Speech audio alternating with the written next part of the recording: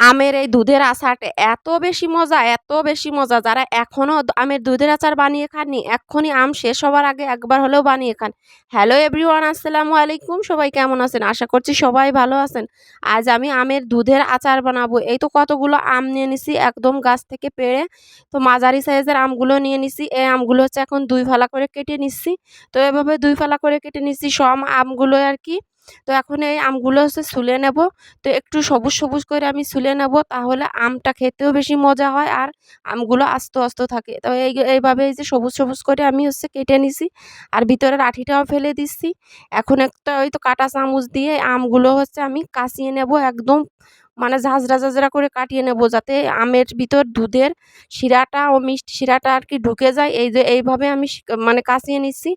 তো আপনারা সব আম এইভাবেই কিন্তু কাচিয়ে নেবেন, যাতে কোনো জায়গায় কিন্তু ঝাঁঝরা করতে বাকি না থাকে। দেখেন পুরো আমটা একদম ঝাঁঝরা করে নিছি। তো এই যে সব আমগুলো এভাবে ঝাঁঝরা করে নিছি। এখন হচ্ছে আমগুলো ধুয়ে সুন্দরভাবে একটা জাগায় রেখে দিছি, যাতে আমগুলো মানে কালো না হয়ে যায়।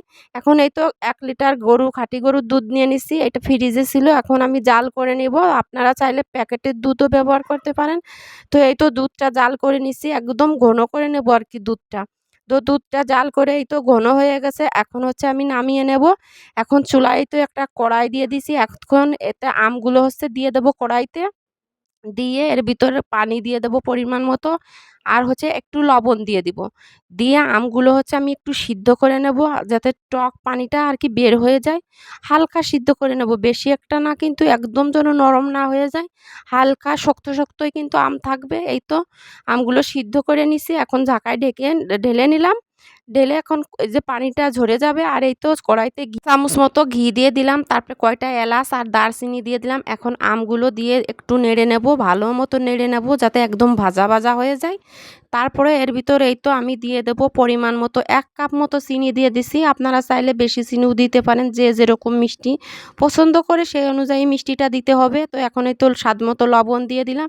দিয়ে ভালো মতো একটু নেড়ে নেব। যখন একটু মানে রসটা বের হয়ে যাবে, তখন এই তো আমগুলোর ভিতর দুধ দিয়ে দেব। তো দুধ দিয়ে আমি কিছুক্ষণ এই তো জাল করে নেব, যতক্ষণ না পর্যন্ত আমার দুধের আচারটা আরকি হচ্ছে। দেখেন দুধটা কিন্তু এখনও কাটেনি, কিন্তু কিছুক্ষণ পরেই দুধটা হচ্ছে কেটে যাবে, ছানা, ছানা হয়ে যাবে। আর এইটা খেতে কিন্তু এত বেশি মজা। এই আমের দুধের আচারটা আমি তো প্রতি বছর বানিয়ে নরমাল ফ্রিজে রেখে দিই, সারা বছর খাওয়া হয়। দেখেন আমের আচারটা এত সুন্দর হইছে, খেতেও কিন্তু অনেক বেশি মজা হয়। আপনারা একবার হলেও বাসায় বানিয়ে খাবেন, তারপরে আমাকে অবশ্যই কমেন্ট করে জানাবেন যে কেমন হয় খেতে।